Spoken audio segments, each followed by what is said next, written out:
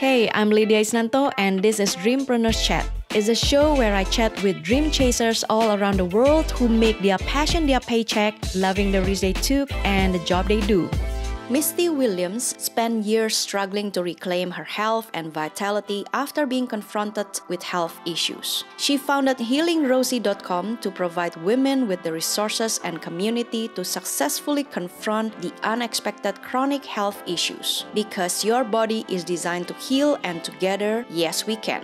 And really taking on the business of self-care, because that's really at the end of the day, what we're having to do as women is we're having to prioritize taking care of ourselves. Misty believes that women deserve to get older with vibrant health, energy, vitality, a strong and healthy body. For a self-made woman like me. Alright, hey guys, thank you so much for tuning in and welcome back to Dreampreneurs Chat Show. Today we have podcast guest with me, Misty Williams. Yes. And she's the founder of healingrosie.com. She is also a digital marketing specialist. Well, first of all, thank you so much for your time. I really appreciate that. I think for our audience out there who doesn't know what is actually Healing Rosie and want to know more about you, maybe you can introduce a little bit more about you. Yeah, well, my name is Misty, as you said, and I started Healing Rosie pretty recently. At the time of this recording, I think Healing Rosie's been around for about 3 months or so.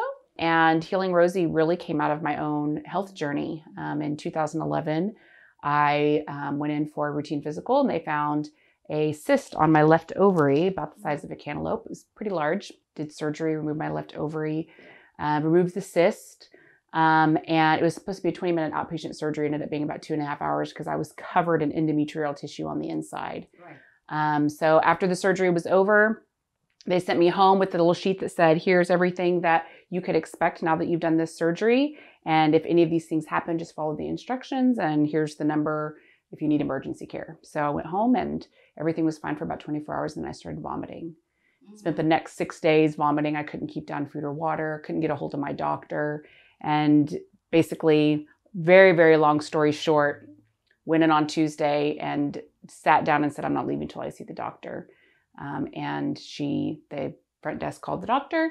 They sent me to the emergency room and they had stitched up part of my small intestine. So I had to go in for surgery again. They admitted me to the hospital this time. And after all of this happened, I was sent home and everything crashed for me. I know now that I endured a ton of stress. I didn't sleep for 140 plus hours. I deal with what a lot of women in their 30s and 40s deal with. I had a very stressful life as an entrepreneur that I loved. I was running half marathons and had a career that I loved and was kind of go, go, go, go, go all the time. And all of these stressors on a woman's body, our biology is very sensitive, way more sensitive than a man's.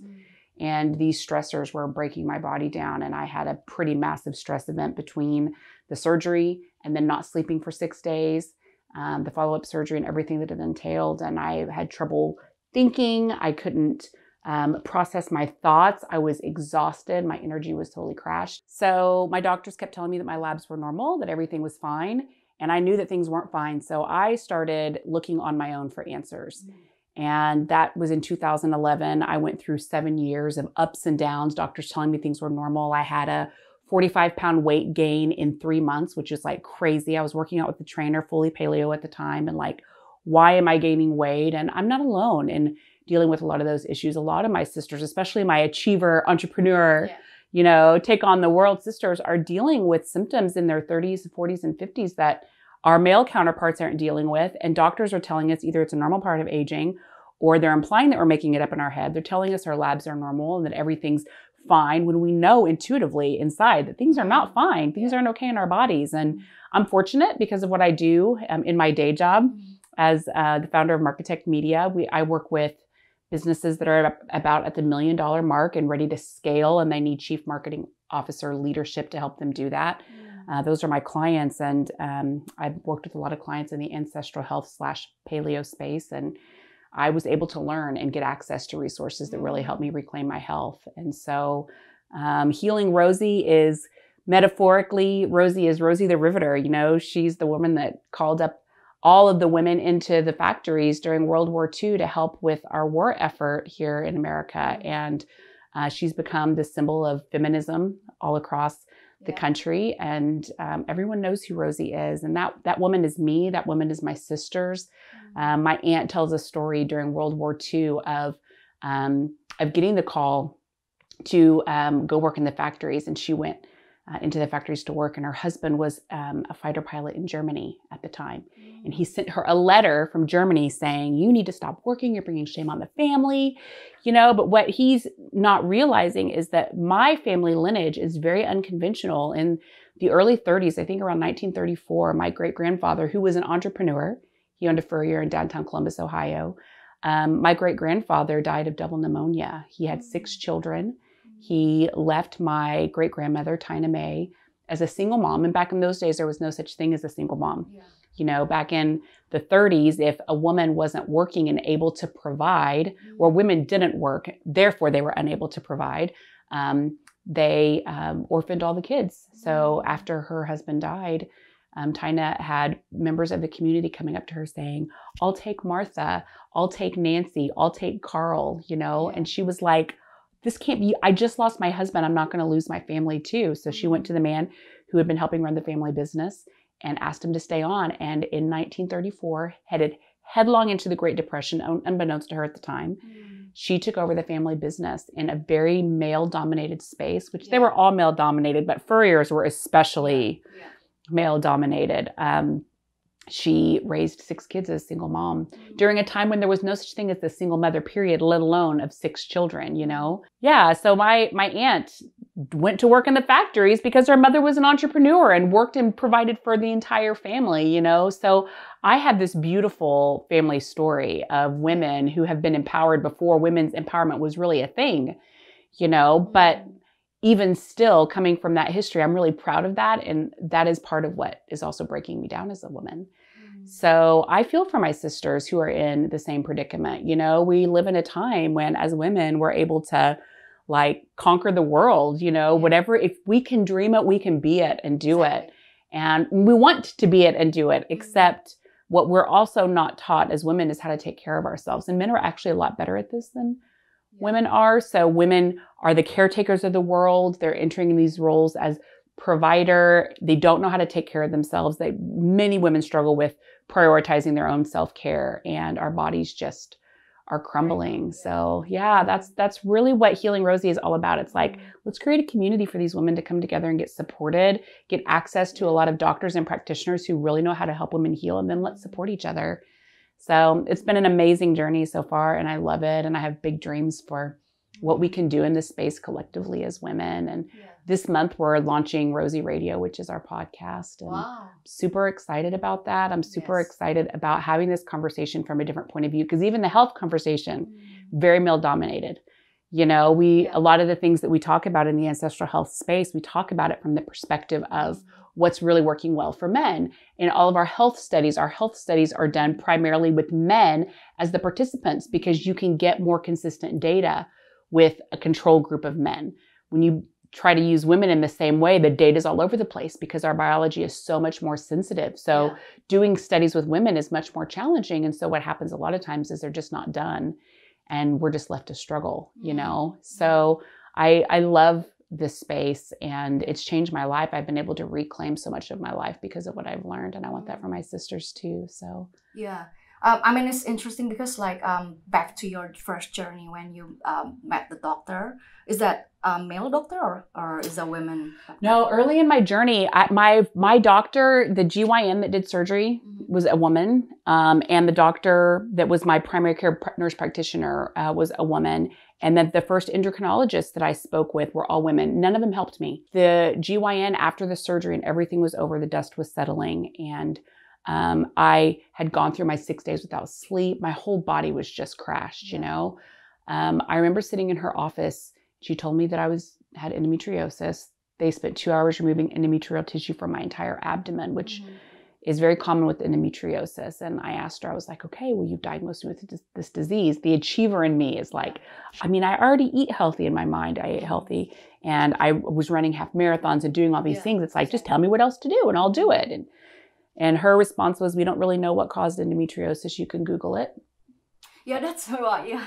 I can put you on birth control. And it's totally crazy. And she wasn't alone. Conventional wisdom around traditional medicine, conventional medicine, that's what everybody is taught to believe, that we don't know the cause of these diseases and you manage diseases with drugs and surgery. Those are the tools that we have in our Western toolkit, conventionally speaking, to deal with disease. And I mean, I walked out of her office after she told me that I could Google it and she didn't know what caused it, horrified. Like my mind was racing in the moment of speaking to her, because I was like, wait a minute, you spent 12 plus years in med school. Yeah.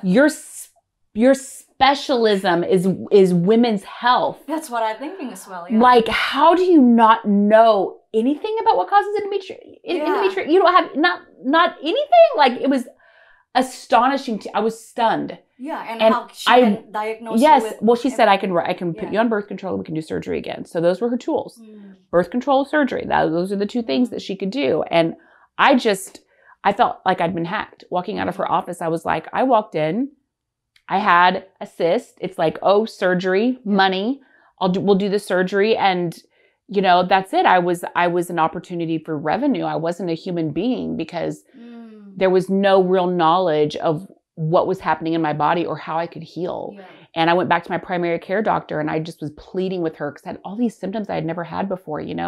Let's run labs. Let's do something to figure out what's going on in my body. And she fought me and fought me and fought me. And finally she said, Misty, even if we did run labs, I wouldn't know what they meant. And I was just like, where am I? Like, this is insane, And she finally referred me over to an endocrinologist in her practice. And the endocrinologist, it was the same song and dance. She was trying to pacify me, but she was basically saying, well, we've run labs and all your labs look normal. I'll run labs again. We'll look a little deeper. And she's like, everything looks fine. And then she came over and started touching on my throat. And she was like, I think you've got nodules on your thyroid. Let's take you back from it for an ultrasound. And she did. And I did. They were huge nodules. So big, in fact, that she said, let me refer you to a surgeon. And I asked her the same kind of question. Okay, so thyroid nodules, what causes those? We don't know what causes thyroid nodules.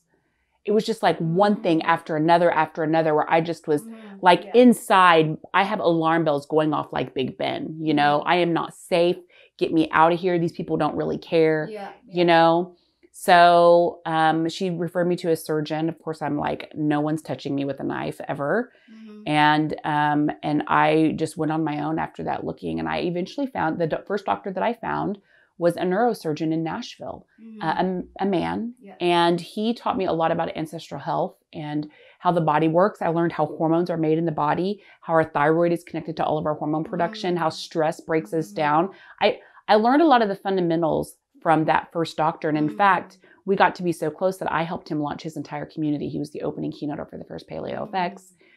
And I helped manage his community and launch everything for him, which was fabulous for me because I got to learn. But even he didn't understand how to take all this knowledge and apply it successfully to actually hack for women.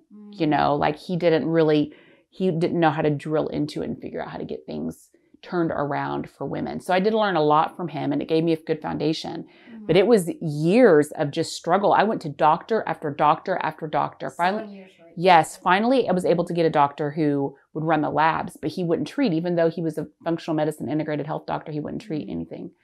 So it wasn't until I moved to Austin that I really started getting some awesome help. And I think whenever those dominoes, so many things had been lined up, and whenever that one fell and suddenly I'm like getting all these breakthroughs in my health, I'm like, this is what I want for my sisters. That's what I was feeling. That's what I've been feeling the last few years of like, I know what it's like to struggle in this journey and go to doctors and bang your head against a wall and not have anyone have answers. And I'm fortunate because of my professional career, because of what I've chosen to do, I was able to align myself in the right ways with this community and learn a ton. But many women don't have that opportunity. You've got moms that have kids at home and they're just busy with their families, and they're trying to learn things here and there piecemeal to figure it out, but it's really frustrating. Once I moved to Austin to be closer to my family. I grew up in Oklahoma City, and obviously I had to find new doctors and stuff while I was here. And the doctor that I worked with in Nashville was the opening keynote for the very first Paleo FX. So through a lot of serendipity, I met the founders of Paleo FX, and started working with PaleoFX about 3 years ago. Which is what you really need, which is exactly the answer of everything that you've been It like through. kind of brought everything together in an interesting way. Okay. Yeah. Okay. So I've been helping them with their marketing for the last 3 years, running their team and really helping them scale their team. That's a lot of what I do in my day job is support companies in scaling. Digital marketing, as you probably know, is a very convoluted space because we're figuring it all out in real time. You know, I have a communications and marketing degree, graduated in 98. And pretty much everything that happens in the marketing space now is different from what I learned in college, you know? So it's one of those spaces where things are just changing all the time and new channels are coming in and we're figuring it out in real time and all of that. So I love it. It's a very challenging space. And I've been doing it so long. I feel like I kind of rode the wave of like the whole online thing coming on and building websites and then how we're going to get those websites to generate revenue for us. And then, you know, how do you get things picked up by Google? And, you know, there's just kind of like this whole space has expanded. I remember in like 2005, 6, 7, 8, we had MySpace and Facebook and it was like the wild, wild west, you know? MySpace, yeah. That's a long time. Yeah, a long time ago. Yeah. So yeah, I help businesses to create really strong integrated digital marketing strategies and then bring in the team that's going to help execute. And, you know, a lot of it's like your network and who you know and being able to hire well and lead all of that. So, you know, I'm doing that not only for PaleoFX, but, you know, in PaleoFX has 100+ speakers at its event each year. So there's a ton of great speakers and experts in our community. And I've gotten to know them over the years too and been able to have really phenomenal conversations around women's health. And there's a lot of times that someone is speaking in our space that what they speak about on stage isn't necessarily the conversation that I would have behind the scenes as a woman with them. And I wanted to be able to have those conversations in a more public way.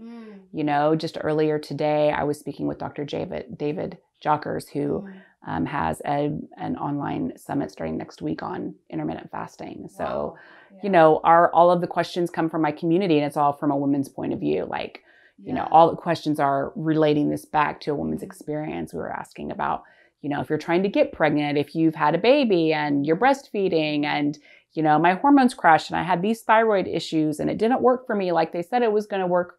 You know, I wasn't textbook and, you know, women experience the entire healing journey very differently than men do. So when you mentioned that, because like this actually affecting those high performing women as they age, like how do you know that this is affecting those high performing women more than other women? Or like, you know, affecting like those entrepreneurs, basically like women. Well, there's one reason that our bodies break down as we get older. And this doesn't matter if you're a man or a woman, by the way. The one reason is stress. So if we were just to distill all this down and make it really simple, because that's really what we need to do if we're going to like, as you know, the everyday Jane and Rosie, I call the women in my community my Rosies. It's stress that's breaking us down. And there's two ways that stress shows up as internal stressors and external stressors. Now, where men and women are different is that men have a lot of testosterone and their bodies aren't as sensitive. So therefore, the stressor that we might sense in our environment and that our body would sense in our environment, or the stressor that's coming into our bodies through what we eat or what our skin is absorbing, what we're breathing, you know, a man's body may not even pick up on that stressor being there. It's not affecting anything inside the body at the cellular level because the body, it may as well not even be happening because men are not the perpetuator of the species, women are. So our bodies are so much more sensitive.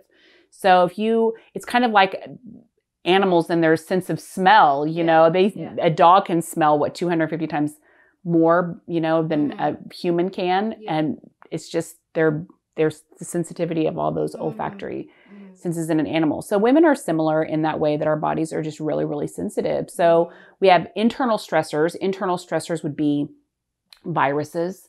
It could be the food that we're eating that is creating a lot of stress for us. Viruses and bacteria can create a lot of stress for us. Not getting enough water can create a lot of stress for us. All sorts of things on the inside. We could have gut issues. We could have an imbalance in our gut flora, for example. So we're not breaking our food down properly and that's creating stress. I mean, there's all these things that are inside of our bodies that can be stressors. And then, of course, there's external stressors. And the external stressors actually have as much or more of an impact on us as women than the internal stressors do. So external stressors would be things like the chemicals that are in our cleaning products that we're spraying all over our homes. It would be the synthetic fibers in the rugs. Like right now, the carpet in my office is synthetic, you know, so we are, all that synthetic fiber releases fumes and gases into the air, and we absorb it into our skin and we breathe it in. You know, there's a lot of things externally in our environment that creates stress for us. We put the Glade plugins in our outlets, you know, and we have all these chemicals that are going into the air all of the time, and that's creating a lot of stress for us. We have electromagnetic fields all around us. We've got Wi-Fi in our homes. Like even in my setup on my computer, I have Wi-Fi during the day here at my home, but I have no Bluetooth because you're sitting in a sea of electromagnetic fields, and those are creating stress for us. There's stress created when there's what they call a circadian imbalance.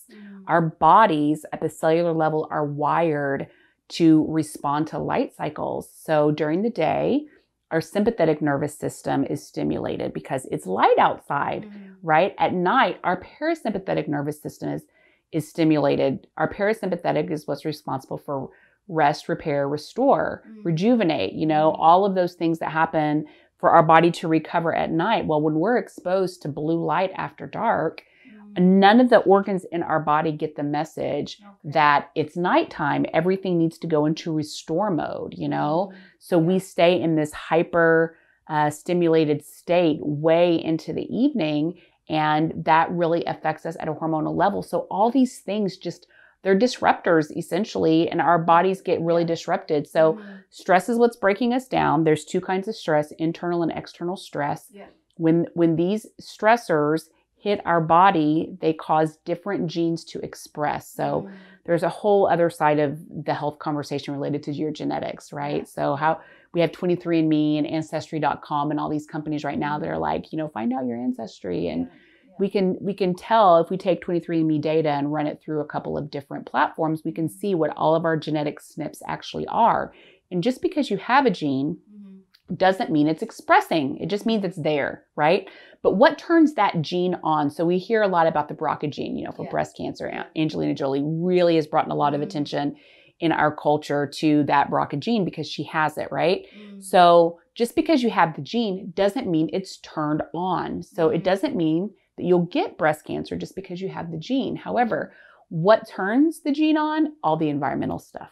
So when it's stressors of some kind. So when you have all these stressors happening externally and internally, then it causes these genes to express that ultimately create more dysfunction inside of our bodies and, you know, predispose us to whatever our illnesses are, whether that's diabetes or autoimmune disease or cancer or whatever it is. So it's all this little cascade, you know, coming down, but it all starts with stressors. And so for women who not only do we have these environmental stressors and inner stressors that are innate to us, but we also are taking on a lot of stress in our jobs. We're being super women with our families. You know, it's like we're just in a stress cesspool, really. And all of that stress is just more than our bodies can handle. And so there's all these little breakers in the system. And when you really study the science, you start to see that these bad things that are happening are actually ways that your body's trying to keep you alive, you know? But it feels really miserable, you know? So we're just under an incredible amount of stress, and we get better by removing the stressors.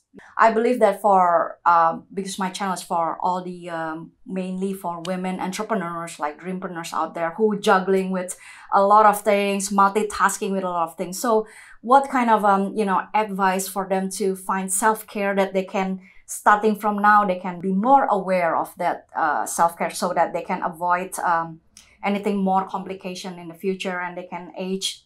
We women, like, we love age graciously and beautifully and wonderfully, and healthy. So any advice? Yeah, I mean, there's a lot that you can do. One of the things we talk about in the Healing Rosie community is definitely how important self-care is for all of us as women. We do a terrible job of taking care of ourselves. And there's a few things that are just fundamental to good health. One of them is when we were talking about the circadian stuff, right? It is really important that we're minding our circadian rhythms and really tending to supporting that parasympathetic nervous system activity, because whatever you're going through during the day, at night, when your parasympathetic nervous system is stimulated, is when all the repair and all the fixing happens. So it's super important that you have really good sleep. Women need to be getting 8 to 9 hours of good sleep, with good deep sleep every single day. So many women are experiencing sleep disruption and having trouble sleeping at night. And there's definitely things that you can do. It's like, do you want to do an 8-part series here? Because there's so much.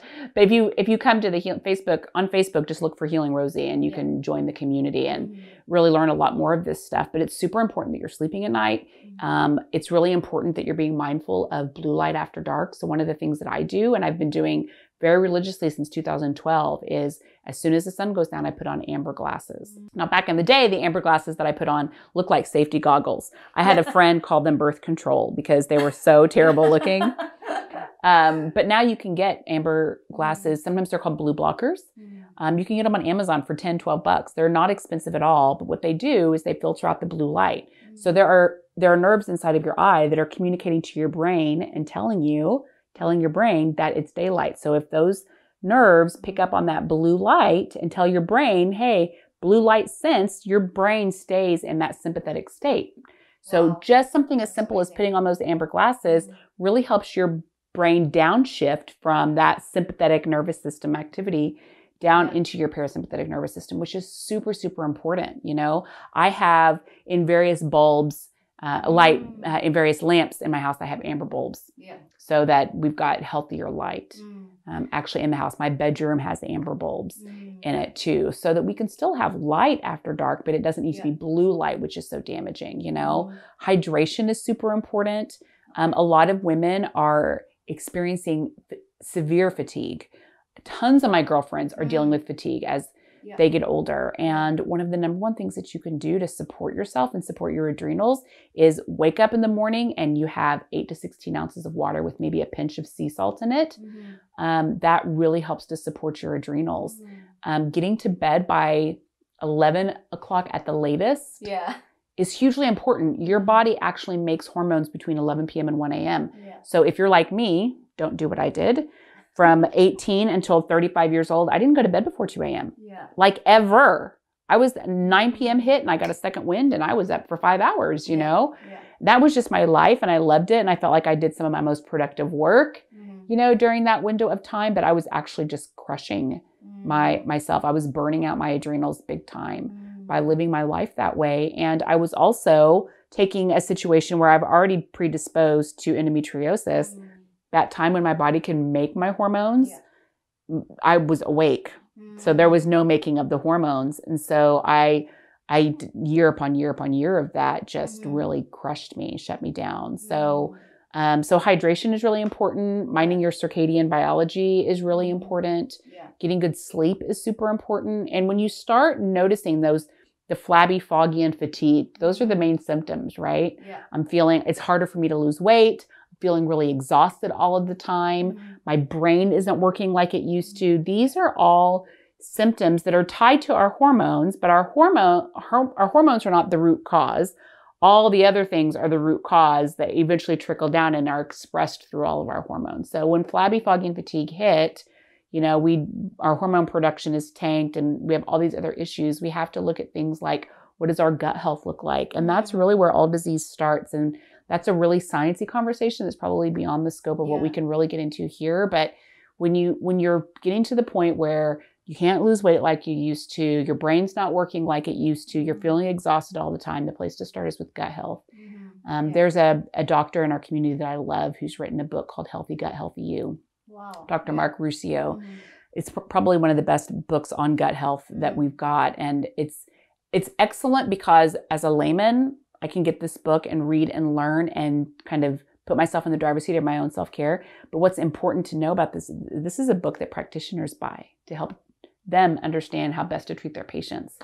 So, you know, it's really fortunate that we've got a resource like that in our space where we can, you know, learn as well. But gut healing is at the foundation of everything. There's something called the brain-gut axis, where when you start experiencing dysfunction in your gut, It actually connects directly to your brain. It's tied to like all the chemical production and stuff, and the drain is controlled all by what happens. It's amazing when you really get into it. But that's where we always encourage women to start with healing is heal your gut and then run your labs. I have a lab tracker that I have is for anyone in our community that is interested in really figuring out what's going on, that they can download for free from the website. But yeah, you can look at, get your labs run and see for yourself what's happening in your body, which is really empowering. I think what you have done is really, really important. It's really great. I mean, like as women community, I mean, we are so grateful to have somebody like you to, like you make this Facebook group, for us to have like a safety space for all the women out there who want to know more about this. Like, can you tell us a little bit more about your website, your social media, or your Facebook group? Like, how can they join and be part of it and have a safe space for them to share? Yeah, well, my Facebook group is Healing Rosie. The website's healingrosie.com, where this month we're launching our YouTube channel, which is Healing Rosie on YouTube. There's a pattern here, Healing Rosie everywhere. So it's pretty easy to find. We've over the last few months, we've been doing tons of Facebook Lives with experts in our space to really teach us and help us learn. And so we're taking all of the videos from our Facebook group and we're going to populate it into our YouTube channel, and it's going to become the foundation for the podcast. So I want to take all this information and make it as available to women as I can. It's really nice to be in the Facebook group. There's a ton of conversations that happen. It is a really safe place. It's a closed group, meaning you can't get access to those conversations unless you're a member of the group. But there's lots of people that aren't on Facebook, and there's lots of women who are just like me, who are struggling with doctors telling them that everything's fine and normal. And they're like, I'm not fine and normal. This is not my normal. I refuse to accept that this is my normal, And so they're searching other places. And so I want to make sure that they can find the information wherever they're searching, whether it's, use on Google, I want them to be able to find our videos. I want to be able to find the blog. So we're going to take this content and make it available in more spaces and hopefully really help the women who care about reclaiming their health, find the answers that they're looking for so that they can be, the world is a better place when our women are healthy and strong. Exactly. I like that. Yes. I really like that. And your podcast is, again, what is the name? Rosie Radio. Okay, Rosie Radio. Okay, so which is already live, or are you going to It'll be live in the next 2 weeks. In the next 2 weeks. So by the time that okay. people see this, it'll probably be live. All right, that's exciting. Yeah. So thank you so much. Honestly, thank you so much, Rosie. Sorry. I know. Everyone does that, actually. No, I start I'll get emails Rosie. instead of Misty. They'll call me Rosie. Yeah. Well, thank you so much, Misty, first of all, for, your heart. Previously, you're an entrepreneur for 15 years, and then you create this and founding this another, which is like, it create more business for you, but it helps a lot of women, especially even me today, I'm really inspired by what you share. This is really important. I must say, because like, I'm not young anymore, like I can feel what you say just now. Like it is true. Like as we get older, like, we get more fatigue with which we doesn't understand what's going on, So I'm glad there's a Facebook group that we can share to each other and also find you more. Well, let me close with one thing here, because this is something that happened a lot for me as a woman. And I want to give every woman who might be watching this permission to question their doctor and to push back, because we're really conditioned in our society that when our doctors tell us that everything's fine and your labs are normal, or they kind of make us think that maybe we're a hypochondriac and are making it up in our head, we're conditioned to like believe them. We defer our power to them, and it's a very uncomfortable thing to say no to your doctor, to listen to your own intuition and to put it above what your doctor is saying, because we're conditioned to defer to them. We're conditioned that they are the people that help us when we get sick, right? That's what we're taught. And it can be very uncomfortable. And I just want to say that it is completely okay for you to not believe your doctor. It's okay for you to ask your doctor to run labs. It's okay for you to say to your doctor, the way that you're treating me and the path that you've put me on doesn't work for me. And I'm going to go find someone that can really help me. It is totally okay to do that. And I want every woman to feel the courage and the support to really own this journey for themselves, because your doctor isn't living your life, right? Exactly. When you walk out of your doctor's office after he's told you that everything is normal, when you're home with your families, with your kids, with your husband, when you're losing your temper, when you're so exhausted, you don't even know how dinner is going to get on the table, that doctor isn't at home with you responsible for what happens in your family. You alone are responsible. And we all as women need to reclaim our power in this area and just make it a priority that we're going to figure out how to optimize our bodies and live amazing, healthy, vibrant lives.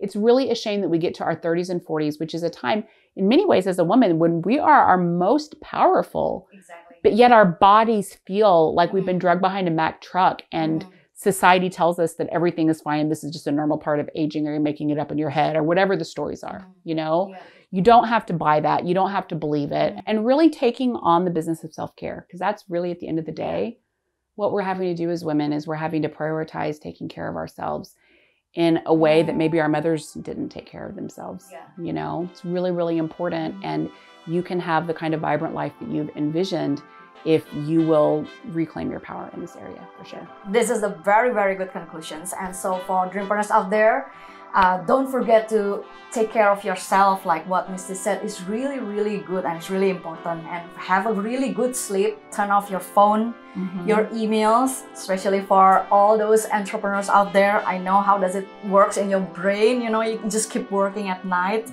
Checking, you just like eager to checking your mails and everything. Just turn it off. Thank you so much again, Misty. And thank you so much for all dreampreneurs out there. Stay tuned for the next upcoming episode and take care. For a self-made woman like me.